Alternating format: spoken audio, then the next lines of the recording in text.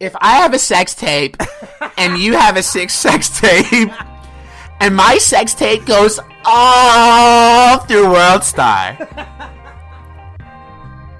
I get more views. You're listening to the Double D's podcast. I'm Dom. I'm D-Respect. You got a great set of tits. I get so angry thinking about this kid. Because that's what most people are bitching about. I'm from New York, you know what I mean? We like to eat out here, you know? You gotta stop looking at interacting with people online as a cheap date.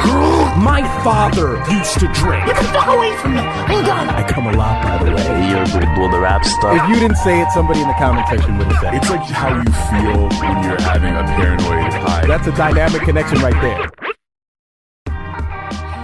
This episode of Double D's is brought to you by the HipHop RPG. HipHop RPG is an animated series that I started, starring a bunch of hip-hop artists who are fighting Illuminati aliens in the future, told from the perspective of a video game. And episode 4 is coming out on February 21st. That's a Saturday. That's on the next Saturday. Yep, when the episode comes out, we'll be reminding you once again. I'll post a link everywhere for you so that you can watch the show from the beginning. It's really good. Go watch it. It's cool. It's fun for all ages. And we also want to remind you guys that if you're listening on iTunes, comment, rate us, subscribe to us. It helps the podcast out so very much. We always want to encourage you guys to be active within the iTunes community, but you are listening to the Double Fucking D's podcast. I am Dom. I'm D-Respect. And I just wanted to thank you guys for those of you who did subscribe and rate and all on iTunes, all that stuff. If you did that already, thank you. We are we are still super low on the totem pole to rate anywhere on the charts. However, we are getting big enough that we're starting to pop up in other people's inbox, subscriber boxes. Like if you look at certain other podcasts that are similar to us, you'll scroll down and see that we are in the related podcast, which is really, really good. So there might be some fucks out there who are just like, what's this Double D's shit? What is this? Which is awesome. If we get one follower from iTunes who didn't know about us, that is really amazing. So let's make more of that happen, guys. All right? Or else you know what's going to happen. If you don't rate us, then I'm just going to randomly play shitty music. I'm going to do it one day. We're going to be in the middle of everything, and then it's Rebecca Black Friday. It's just going to... It's like the military. We're going to punish those of you who did do it. Those of you who are loyal and listen to us and are contributing, we'll punish you. Yes, we will. Yes, we will. And as most of you know, today is Valentine's Day. What a beautiful day.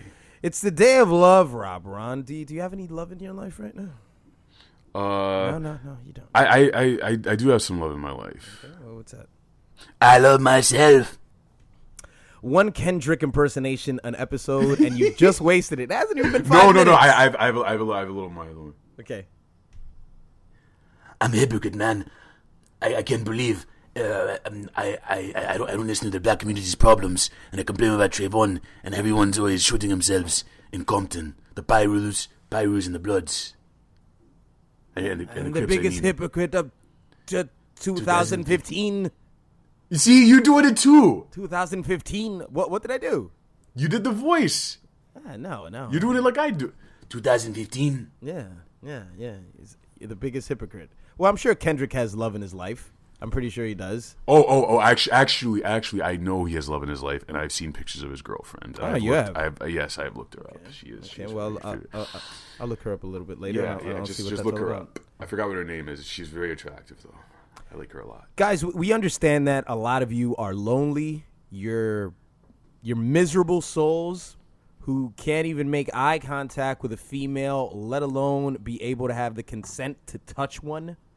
But what Rob, Ron, and I would like to do is we'd like to give you guys maybe a few pointers, if I may say so myself. We'd like to give you a few pointers of maybe gifts if you haven't gotten that special lady a gift. If maybe you want to give her a gift on Monday because she's not really your Valentine's and you just want to say, hey, baby, I just gave this to you just because. They like that, dude. They like when you give them gifts. yeah, outside of when you're expected to do something, that's a big deal. So I hear. Yeah. Girls also like postcards. Women want to believe that you're thinking about them when you're not supposed to. So a woman, if you're in a hostage situation and you have a gun to your head, and say if you're being filmed by one of the camera crews, from the terrorist group, and if you write on a sheet of paper, "I love you, Debbie." Damn. Debbie's gonna be sad that you're about to die, but she'll be so happy that you thought of her in such a chaotic situation. She's gonna go, Bam, right in the head. Between sobbing. Oh, what are some gifts you do? You could do the chocolates. You could go to stupid ass K Jewelers, buy some dumb jewelry. You can go to berries.com. Or you can go That's to what I was K. thinking. Every girl's being You could do that, but I would say that stuff is expensive. Now, when I went to buy a gift for Miss Respect, hey, look, don't tell anybody. See, this is what I did. This is what I did with Miss Respect, okay? I didn't get her anything romantic. I got her something that maybe can be perceived as offensive, and you tell me if this is offensive if you're a female. But this is something that she's been asking for a very long time, so I figured... some love. Attention. I'm sorry, I am emotionally unavailable, and it's not going to happen. It's not going to happen. I can't give you that in a box. It's pretty intangible. She's always been asking for a crock pot. Nice, man. Yeah, she's always been asking. You see, for a crock I'm a pot. dude though, so I look at utility of objects. You know what I mean? She can make fucking chili, dude. She can make you like a stew. Well, most likely, see, this is what's gonna happen. Most likely, okay, it's gonna be pretty cold and it might be snowing today. So, what I'm gonna do is when I present her with the crock pot, I'm gonna say, "Why don't I cook for you?" And slow roast something. Even though 90% of the time she's gonna be the one cooking, I cook like 10% of the time. I'm not just like some fucking dickheaded guy who just never cooks. It's just the way our schedules work out. She just so happens to get home earlier most days, so she cooks. I get home later. There was a part of me. I actually sent a text message to my younger sister. I sent her a text message and I said, "Would you be offended if your boyfriend got you a crock pot for Valentines?" And she's been asking for it for quite a while. She said no. If she's been asking for it, then she'll appreciate it. And I thought that that's so weird about females. I didn't understand that when I read the text. It's like, but I don't get it. She will be using this for activity.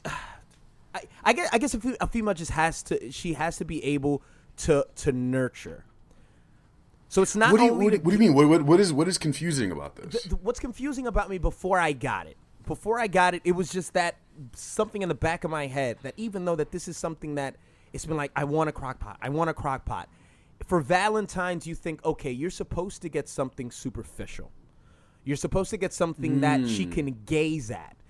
A chocolate isn't superficial, is it? You eat it. Well, I mean, a chocolate, that's just fucking cheap. A chocolate is just something that you get somebody on the side. You know what I'm saying? Yeah. But no, I'm just saying that in terms of getting some, it's like getting a guy.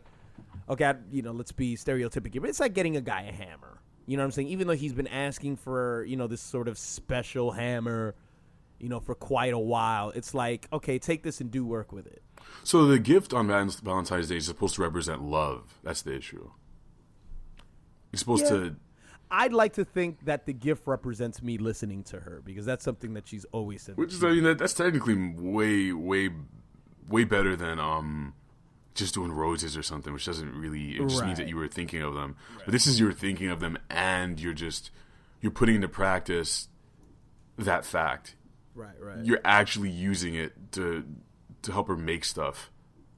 Yeah, guys, that's what's important. That's what you always got to remember. What's important, it isn't the actual gift. I mean, the only reason why I was confused is because I kind of feel bad because it's like, cook for me, bitch. But I got over that and I just got it for her, and I'm pretty sure she's gonna like it. But it's you gotta listen. If the gift, whatever gift you got her, right? Whatever gift you got her, maybe you presented it to her already. Maybe you present it to her later on today when you go on a date with her.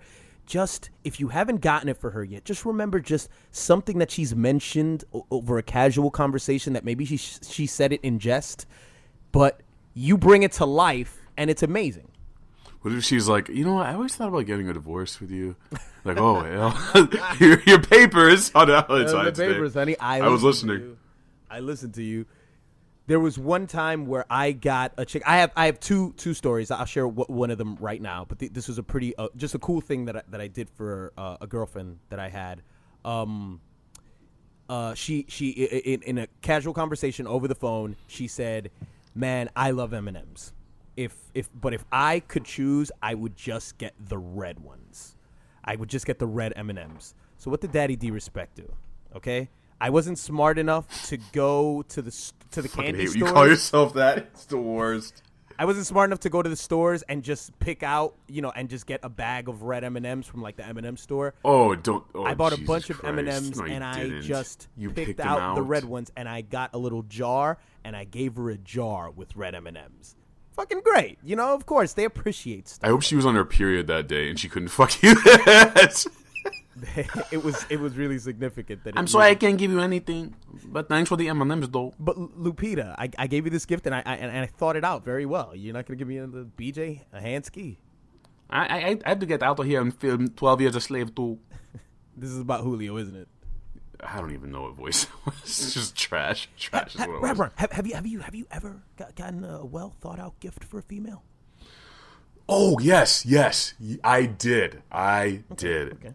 This is this girly girl I was seeing for a little bit, and she really loved pink and like little cats and stickers and shit. Oh god, she sounds like not she's the 6 years singer. old. Not the singer. She liked the color pink. Yes. Okay. The color. Just like pink stuff and like little plushes and shit. you know, she was starting the kindergarten the next year, and I was like, there's a joke. Yeah. Please don't send me to jail. Christ. Fuck. So I went and got it. Like I went on some plush websites, some Build-A-Bear stuff where I found these.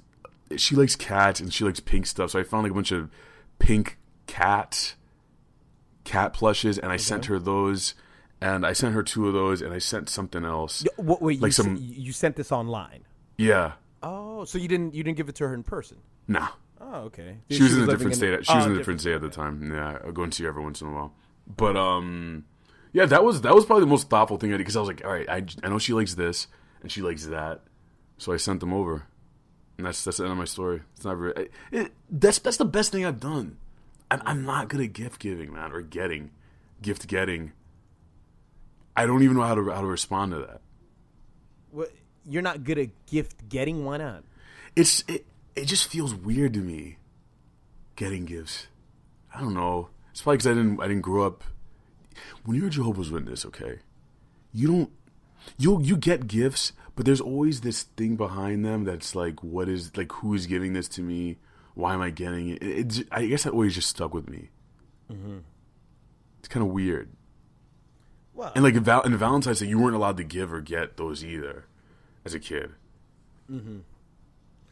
Well, I mean, I guess I can understand that, but I mean, at least that means that you're better at the gift giving than the gift getting, right? I mean, that's made you more. See, I'm also lazy. So that's another reason I'm fucking bad at it. You know what? I'm full of shit, because like that was one of the things. Whenever I got like Valentine's chocolates in school, like I would just eat them anyway. So it's kind of I'm kind of a hypocrite. What was your other story of the good thing you did? The good thing. I did the most amazing thing for a girlfriend years ago. We were going through a rough patch, all right? This wasn't a Valentine's Day thing. This was just Daddy being romantic, right? This is Daddy being romantic, and Daddy also doing damage control because I fucked up, okay? But this is great.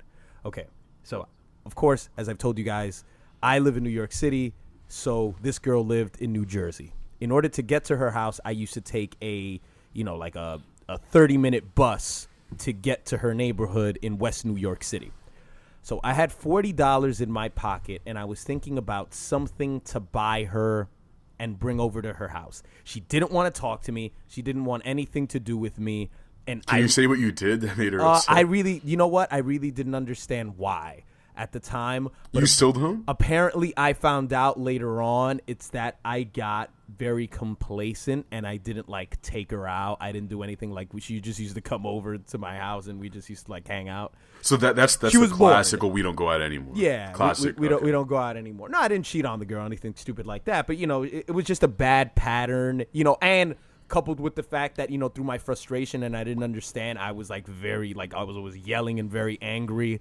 So she didn't want anything to do with me. But anyway, I had $40 in my pocket and I was on my way to Jersey, and I was downtown because you take this bus on 42nd Street near the on 42nd Street. So I couldn't figure out anything to buy. I didn't want to buy flowers. I didn't buy I didn't want to buy any of that typical stuff. So what I spotted a guy with a guitar, right? This guy had a guitar. He was just like a street performer. He wasn't homeless or anything like that. Can I predict what you did right now? But check it out. Look, you can predict what I did. I want to try. But it was grilled to perfection, and it was even better than it went even better than you imagined it to be in your head right now. Okay. So, but first, I'm gonna guess. Okay. Was the guy good? Was he a good guitar player? Oh man, he was Santana. He got fired for his. All right, so you walked up to Santana and you were like, dude, I have my phone here. Yes, my Frank. All right, Carlos, that is amazing shit.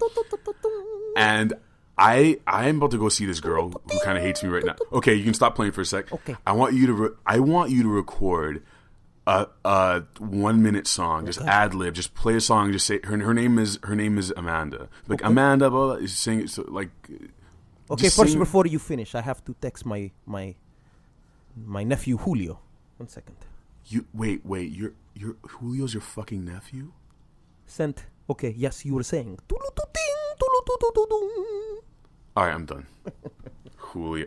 So you basically so you had him record a song. No, I didn't have him record anything. Look at what I did. I was too into my fantasy. I came up to him and I said, "Listen, man, my girlfriend's upset at me. I've got $40 in my pocket. Is there any way at all that you can come with me to Jersey right now and perform for her?" Wow, you did even more. Wow. And Jesus. This guy, he was a little older than I was. I was in my early 20s at the time. I think the guy was like maybe in his late 20s to 30s. Holy fuck. Dreadlocked. This is nuts. Dreadlock guy. He looked a little similar to Lenny Kravitz when he had his like little dreadlock. Did he look like Cinnamon from the Apple Jacks commercial? It's sort of like Cinnamon. The cinnamon stick or the dreadlocks? So he was, he was like, "Yeah, man, I'll do it. Absolutely." He was just like very zoned out. I'll do it. High on the heroin. So all throughout that bus ride, when I'm on my way to her house, we were trying to figure out what song to sing. And I basically told him, and this was just what an amazing musician he was, because I told him, I said, "Okay, so we haven't talked to each other in a while. And, she's mad at me and whatever. I just want to reconcile the relationship." And then he said, "Why not Boys to Men, Water Runs Dry?"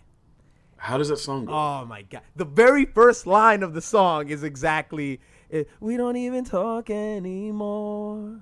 Damn. We don't even know what we argue about." Oh, my. It was perfect. And I was like, yes, perfect. So, long story short, we got to Jersey. It's like you're paying him how much? $20? 40. Oh, all right, that's good. That's good, man. Yeah, I mean, I'm pretty sure he would have made he wouldn't have made that much within that hour. You know what I'm saying? But he had to trust me in order to go over here. So we get there, right, and he waits outside. He fucks your girlfriend. He plays her this song, and she's like, "This is amazing. Why am I with you? Why am I not?" He fucking leaves you. Gives the guy a shower. Go ahead. So he waits outside the apartment, and she's there.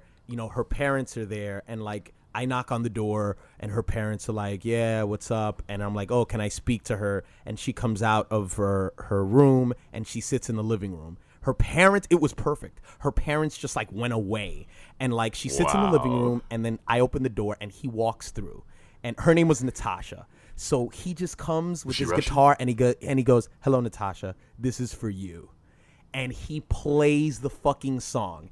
And if you're familiar, he doesn't play the whole song, but he plays like, about 2 verses. And then if you're familiar with the end of the song, any of you guys out there, at the end it sort of goes, we'll make the biggest mistake of our lives. Don't do it, baby. And as he's saying that, he's drifting away into the exit of the apartment. He's drifting back as he's like fading away. Don't do it, baby. And then he closes the door. Me and her hug and everything, and then he waits for me outside. I give him the $40, and he was like, "Dude, this was for love." He was such a fucking hippie about it. It was, I still to this day I can't believe that happened. It was. I don't remember having a conversation with him. I just remember him just saying, "Yeah, man, this is cool. It's for love, man." Do you think he was high as fuck? If he was, he thought he was like in some mystical glade. Did you give any thought to how many things could have gone wrong in that scenario? Yes. She went out to get groceries. Her dad comes out and is like, "What the fuck?" Like, she doesn't want to see you anymore. Do you respect? Get the fuck out of here.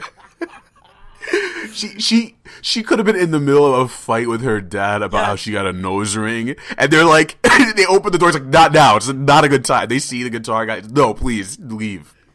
Like, who the fuck let this guy in in the middle of his performance? Like, who the fuck let this maniac with a guitar in the apartment? A family like crying babies walk into the hallway as he's doing the guitar. He's like, we don't even.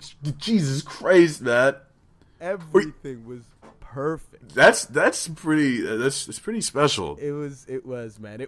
But I do want to say that I think a week after that, everything just went to shit again.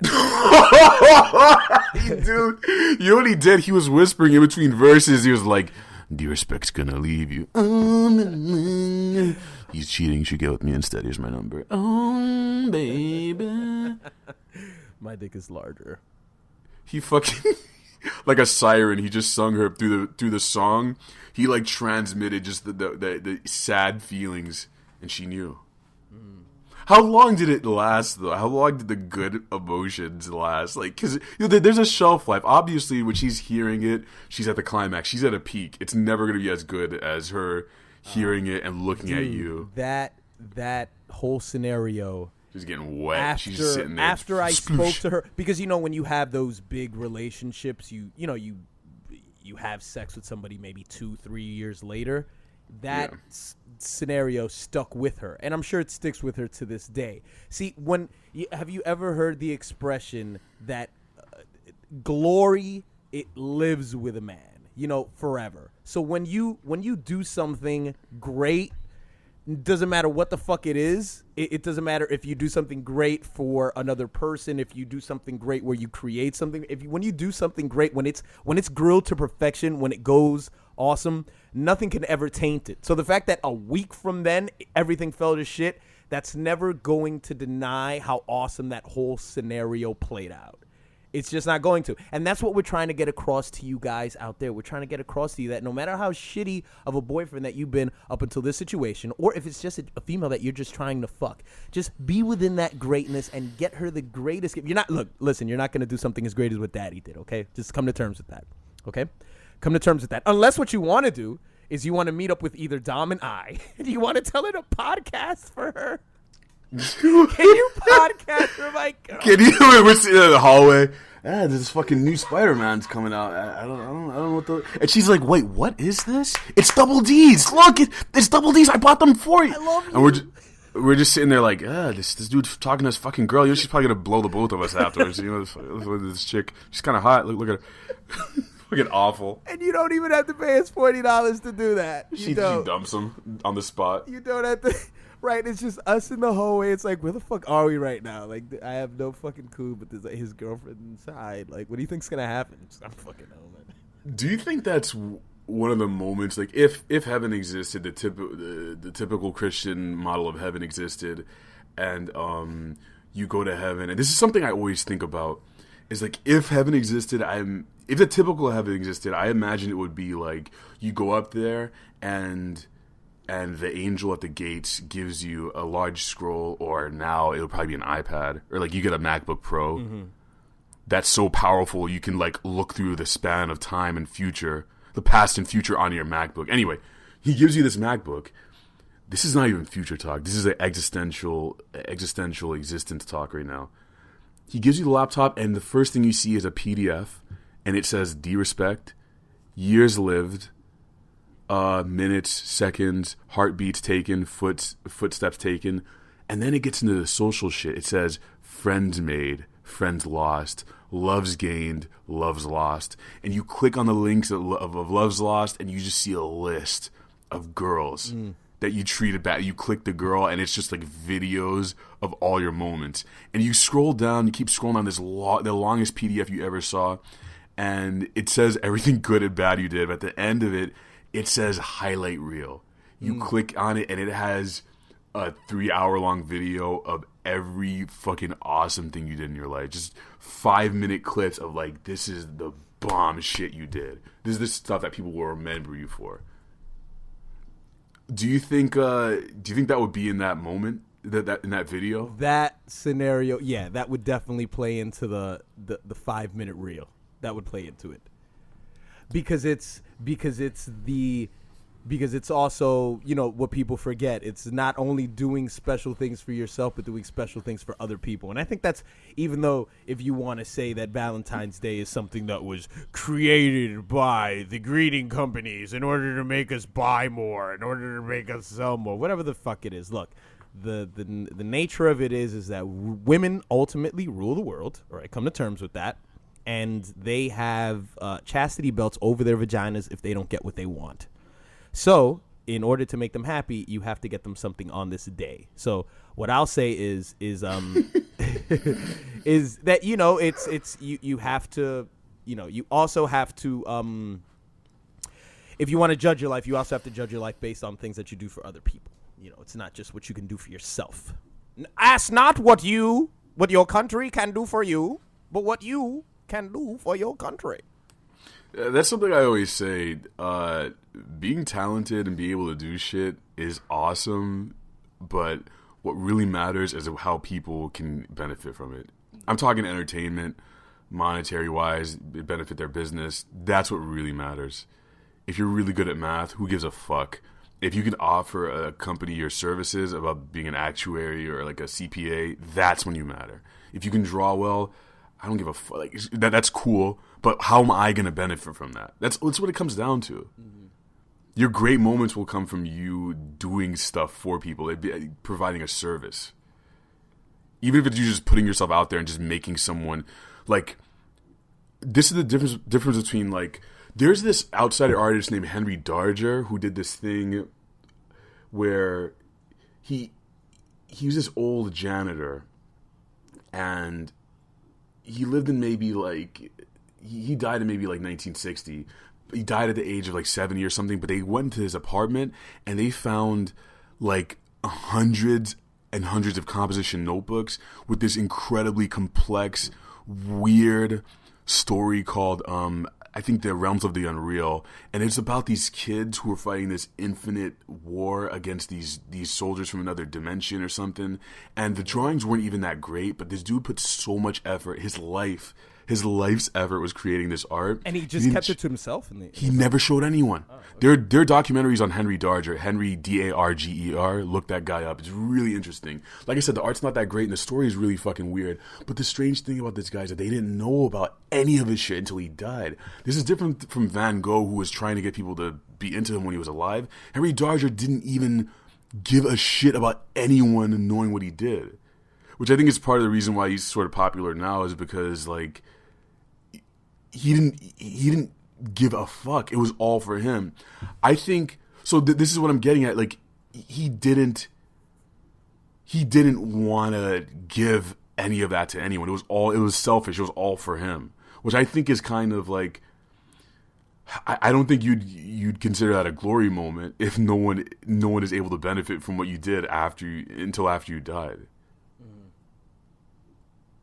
Or could it have been like masturbation? I mean, I've never shown videos of people, I've never shown people videos of me masturbating, but it's something that I do for my own pleasure.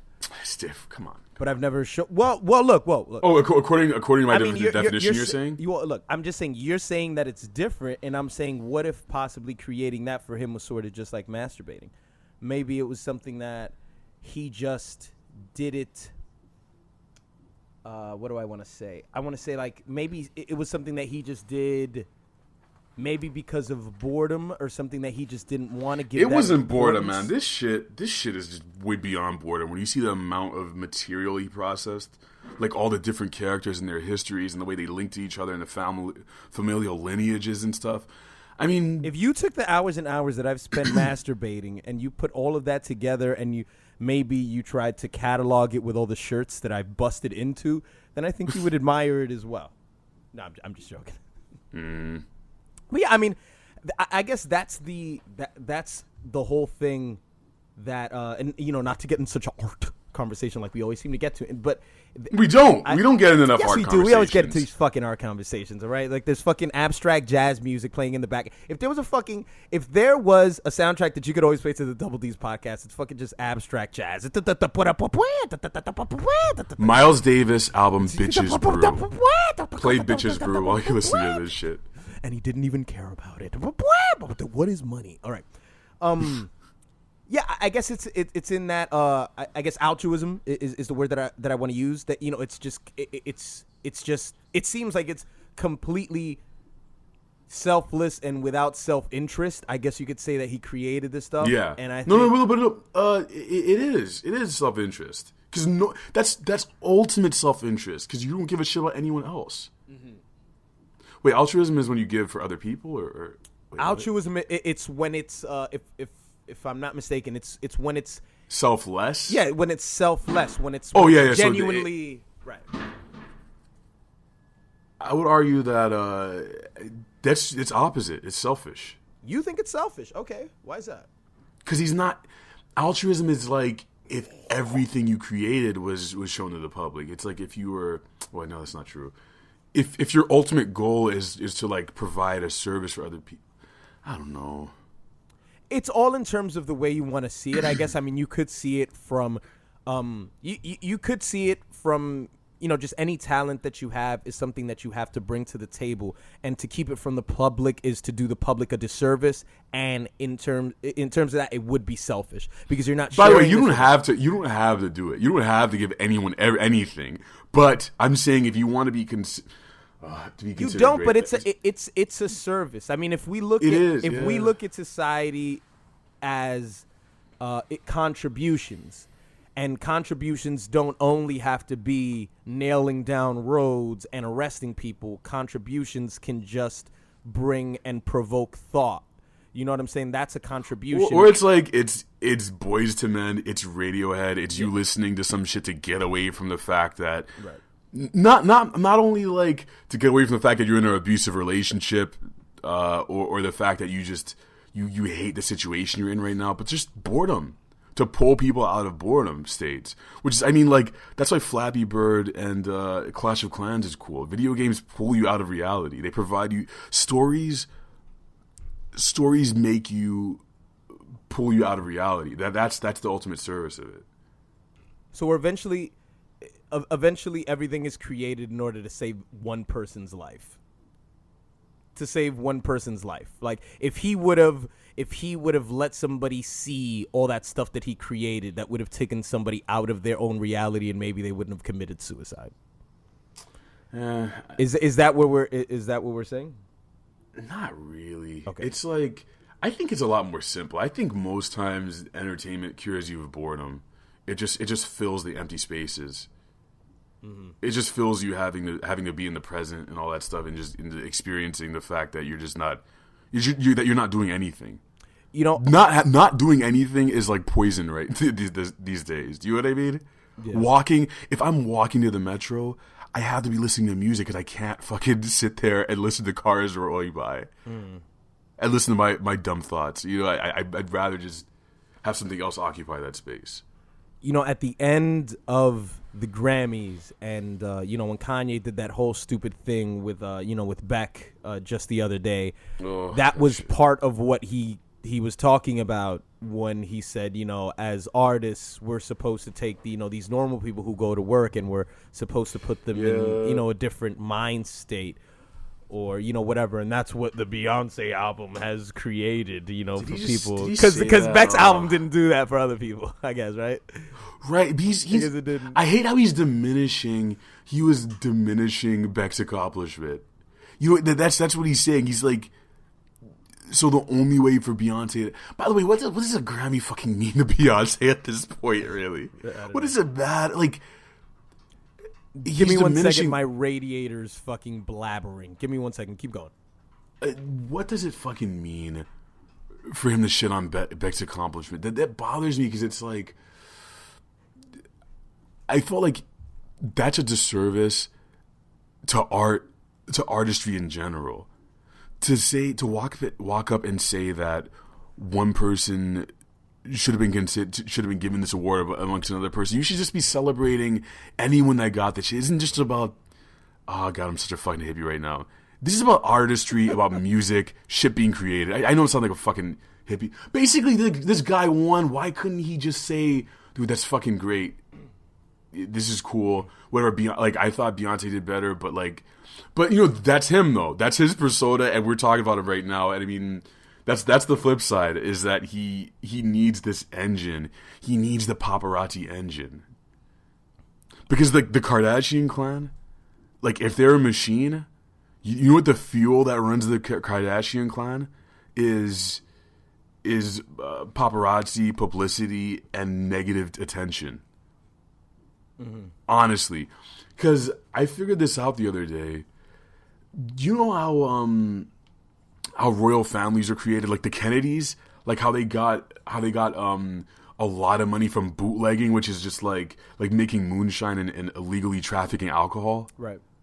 Or like the Rockefeller family, which I think they were oil barons, weren't they? Or they just owned lots of land. Okay, yeah, they railroad barons, whatever. That was their shit, right? Steel and railroads made that family. Mm-hmm. We are seeing the creation of a new type of family, a new type of royalty that is created. I mean, you can argue with me all you want, but these people, their money, what flows through their blood is fucking attention and negative attention and paparazzi and just like interrupting people at concerts. Having people just hate them because it's like, why would you do that? What the fuck is this? It's just, now that you're saying this, I'm imagining Kim Kardashian in every scene of There Will Be Blood as Daniel Day-Lewis's character. Yeah. But just sort of... I drink your milkshake. I'm on T-Mobile. I got the T-Mobile commercial before you. Right. So she's at the end Paris of the movie. Hilton sitting there like, what? Right. That's what she did. She killed Paris Hilton at the end of the movie because she ultimately just made her fucking obsolete. So she's like, if you have a, what would the milkshake be? If I have a sex tape and you have a sex tape and my sex tape goes all through World Star, I get more views. I'm better.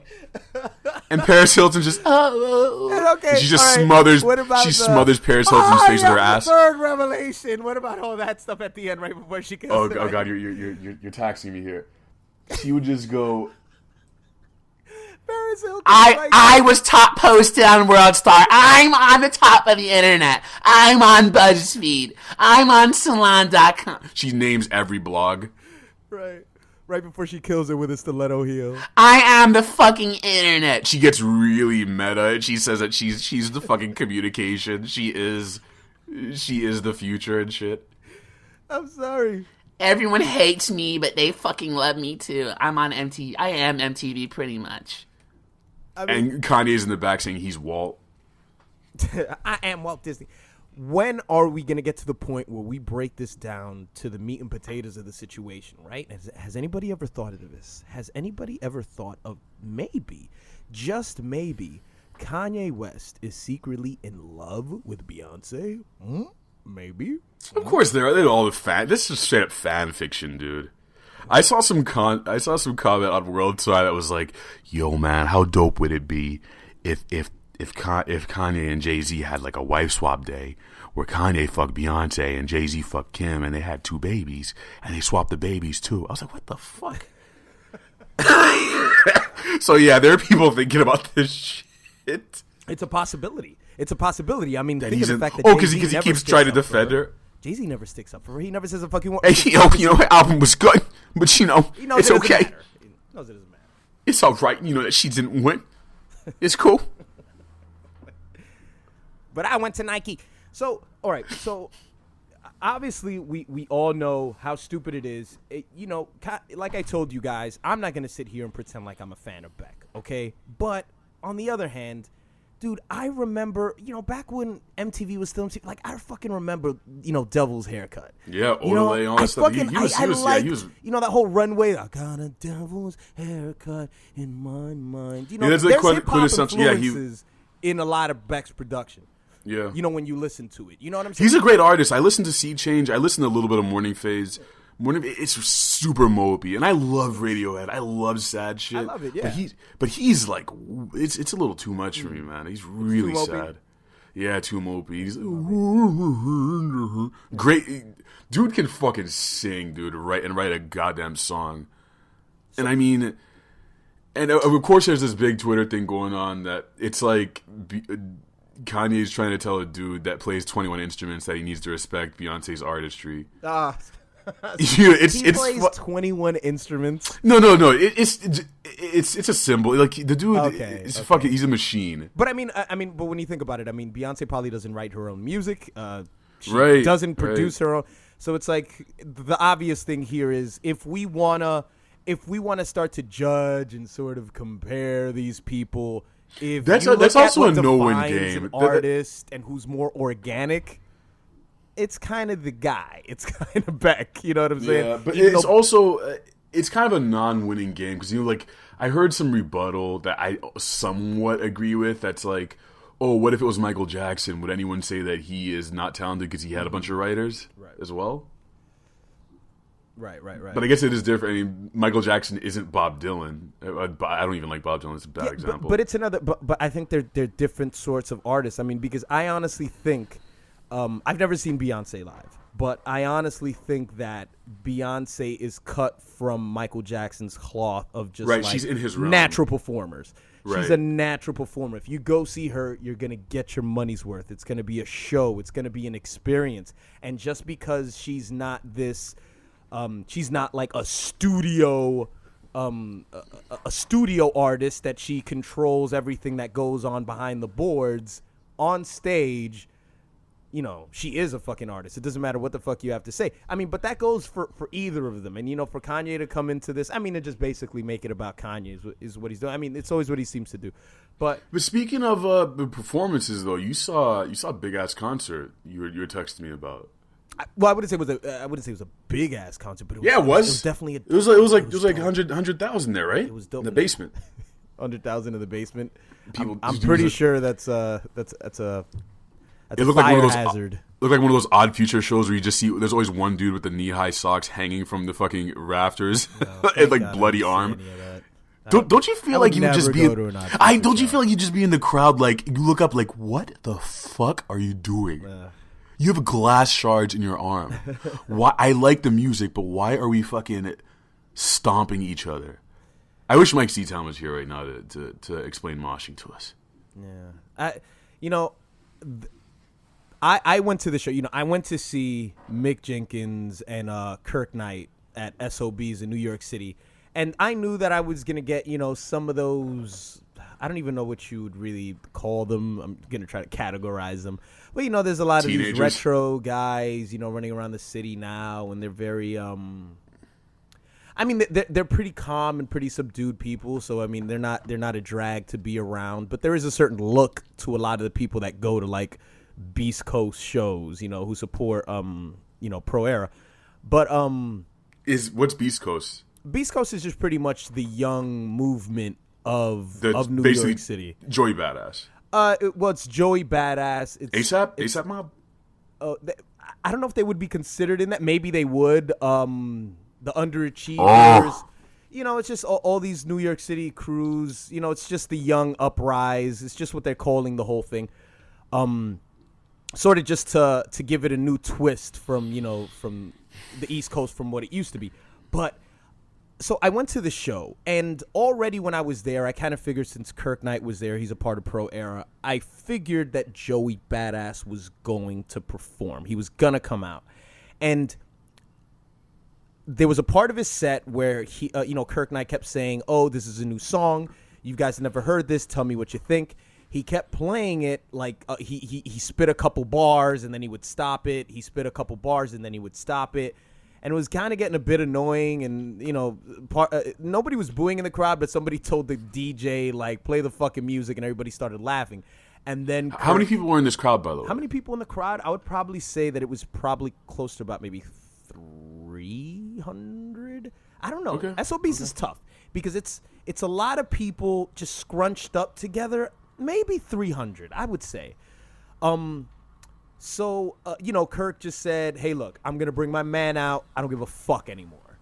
Yeah. And then that's when the fucking, the instrumental to Big Dusty came in, and I was like, oh, shit.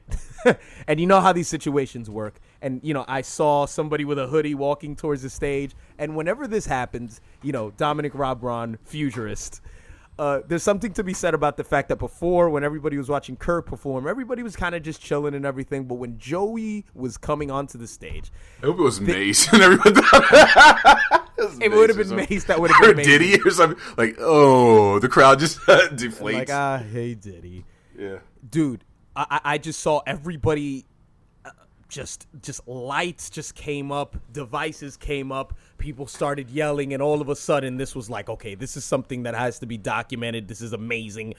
Before that it was the cell phones everybody came ripped out the cell phones. It was so hard to see what was it was so hard to see what was going on. But wow. When he came out, it was just, man, it was a lot of energy. And then everybody else from fucking Pro Era came on stage. And of course, they didn't come on to rap. They just got on stage to just be a whole crew on stage. And it was cool, man. I mean, the one complaint that I had about the show, before I get to Mick Jenkins, the one complaint that I had about the show is that there was an artist, I don't know what his name is, but he was so needy. And I find that this is what new artists sort of do when they're opening up for people. They're on stage, they're performing their songs that maybe one or two people know. And in between songs, they say stuff like, "Hey, man, like, this my next track, like, you guys can like vibe with me if you want to, if not, whatever. But, I came from Texas and I'm here to fuck with y'all. Y'all here to fuck with me, right? Y'all here to fuck with me, right? New York City." And, yeah, whatever. It's like, okay, well, how about you just do the song? Yeah, how about you just do the fucking song? Later on in his set, he's playing a song, and I liked his performance. I thought his performance was great. The guy had an enormous amount of energy, and I will be finding out what his name is. And, I'm going to look into his catalog. But a point into his last record, he looks onto the right of the stage, and he says, "Hey, y'all, this is my last song. I know you guys are, like, waiting patiently, but, don't worry, it'll be over in just a second." And I'm like, you know what, man? Look, it's like 11 o'clock, okay? First of all, I had to work the next day from 9 in the morning to 9 at night, okay? I'm standing here. I paid $20 to stand here and to listen to you tell me to put my hands up every 2 seconds. And you're going to look over to the side of the stage. You don't know what these people's circumstances are. Maybe they're high. Maybe they're just looking at you, maybe they like you. But for you to make like insecure, sort of needy comments, like just so he was trying to get more energy out of the crowd because he was trying to get more energy, and I feel like by the end of his performance, he was a little bitter because it was kind of like, all right, you guys didn't sort of react the way I expected you guys to react, but it'll be over soon, guys. Don't worry. And it's like, don't be shitty, man. Don't be shitty. I didn't realize it was from that tone of voice. Like, okay, I know you guys aren't fucking with Texas, so I mean, I'm gonna be going soon. I mean, he was from Chicago, just like Mick, but I was just using Texas as an example. But he was, it was. I kind of got that vibe, and it's like, man, these are people out here. We're standing up, man. I was like, my knees hurt, man. He's like, hey, man, what y'all got to say for yourself? He puts the mic out in the crowd. Hey, man, my knees hurt. I can't jump anymore, man. You keep asking me to do this stuff. I'm old. What do you want? Shit, man. What do you want from us, man? We paid money. We enjoy the music, but geez, lay off. Yeah. Christ. So this Mick Jenkins. All right. You know, He's getting hard now. He's getting hard. Look, what Daddy's going to do right now is Daddy's going to explain to you something, okay? Daddy's going to explain to you that there's a certain thing that has to be said about presence. I don't mean about stage presence. I don't mean the way you perform. I don't mean what you say when you're on stage. You mean like Obama? There's a certain look. There's Obama a certain spits. look. Yeah, Obama has that look. When he's on stage, when people are clapping, when Obama looks to the left and to the right and he just soaks everything in, he looks like a speaker. He looks like an orator. You know what I'm saying? I clap clams and then I blam blam all up in your mans. You know, I come through with my crew and we're going to do what we do. and everybody just sits back in Flames. awe. Flames. Bars. Joe Biden in the back. The ultimate hype man, Joe fucking Biden. Jesus. Yeah. His mouth just opening and go. There were certain points of the show when he was performing songs from the Waters, and Mick is standing in the corner of the stage and sort of in the way. This is what I liken this to, okay? You're a big fan of Tarantino films. I liken this to the scene at the beginning of Desperado, right? When Steve Buscemi... That's a Tarantino film? Yeah. When Steve Buscemi... He was in Desperado. I never saw Desperado. Yeah, okay. So Steve Buscemi is explaining to a bar that Antonio Banderas is about to hit. He's explaining to them and how Antonio Banderas tore up another bar. Oh, this is when he has the guitar machine guns. Yeah. Oh, okay, I see. Yeah. So he's basically trying to like fear monger them. You know what I'm saying? So he basically told the bartender, who was Cheech Marin, he told them how he was very elusive why he was taking out everyone in the bar. He was like this machine or this animal that Steve Buscemi couldn't really see him. And then at one point, Steve Buscemi said, and at one point I saw him, and the bartender said, "You saw his face?" And he said, "No, I saw his eyes." And they showed the shot of Antonio Banderas just staring at Steve Buscemi on the ground right after he killed somebody, and he looked like a fucking like a panther. You know what I'm saying? So they made him look like a demon. So when Mick stood at the stage at certain points and he was just looking at the crowd, just like sing the words, the lighting and everything, like I've never seen somebody who has that look on stage. Just standing there, he looks like he's supposed to be on stage. He doesn't look like somebody who's there because, their record just caught on some sort of heat and, he's just there because he's just an it guy. He's there because he's going to stay there. You know what I'm saying? In between sets, he would explain the definition of what the Waters is. You know what I'm saying? What was his definition? The definition of Waters basically is truth.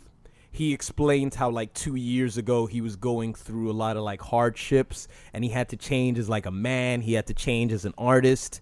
And Were you tearing up? No, of course I was. I went on stage and I put my arms over him. My knee still hurt.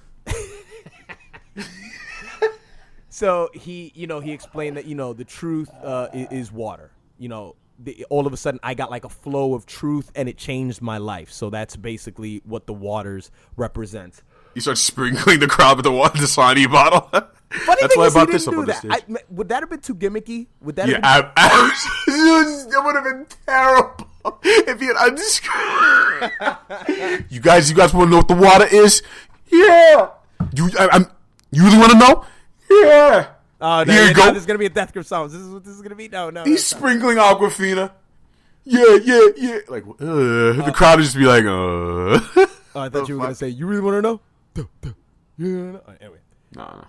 Yeah. So finishing up. What I thought would have been funny is if somebody would have worn a water costume and been in the crowd. I think he would have gotten some acknowledgement from Mick, and people would have found it funny actually.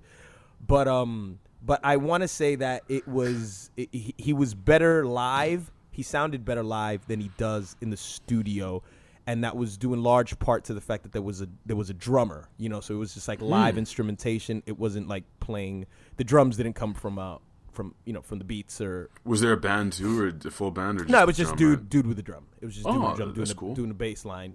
Just adding on to the bass line of the tracks. It sounded really good. And just one little last complaint that Daddy has to say, and that was No Name Gypsy. No Name Gypsy, if you guys are familiar with the song Comfortable, she's featured on it. And she's really new to this thing. She's really new. Is she cute? Oh, okay. Just go on. I'll ask later. Is she cute? Yeah, just You probably wouldn't forget. You probably wouldn't like her. I thought her body was nice. She was thick, man. Like she was like a nice stack of pancakes, nice little tits, nice ass. Literally? Yeah. Pancakes. My complaint about her was her voice. Her voice is just I can't listen to her. She sounded bad on the Comfortable song, but then I figured, okay, maybe she'll sound a little different when you hear her live. But it was just the beat drowned out her voice, and it was just like, no, this isn't happening. So she was bad? Yeah, she didn't sound good. And I mean, she did that whole little new artist thing where in between, instead of doing what Mick did, which is, and I understand, we come to see Mick, so we have an interest in the why of everything that he does, but make us interested. And not only that, tell us where we can find your music. Tell us where we can find your music. You know, this next song is called Hot Dinner. This next song is called Hot Dinner, and you can find it. Oh, let's get into some cow impersonations. All right. Tell us. I'm only on the MySpace. Oh wait, okay. I was gonna do it in a second, but hold on. Okay. Let's cow battle. Okay. I sucked. Okay. Let's see if I can do this. Hey, what's up out there in Double D's land? Cal Chuchesta here, and I'd like to premiere my new song, Hot Dinner, a parody of Bobby Schmurder's Hot Nigger. I was thinking of whether to say N-word. That'd be great if Cal released it. Anthony Fantano used to say nigger. Cal just doesn't care. He just says it. I mean, that's what I am. Everyone, I can be whatever I want. You see, this is my new song about my favorite meal that I eat. Yeah. I wish we could have like sort of just classical music playing in the background whenever we talk about cow tracks. And Dominic Robert, what do you believe Cow was trying to say with this bar in the Hot Dinner track? Cow said, hearing voices, and it's probably 'cause I'm hungry, pull up at the bank, then pull out some money. This is clearly a tortured man, a tortured soul. Okay. Much like James Joyce's Ulysses, this track has many, many layers. Many layers to be explored. And then the madness of Cal Chuchesta, brilliant orator.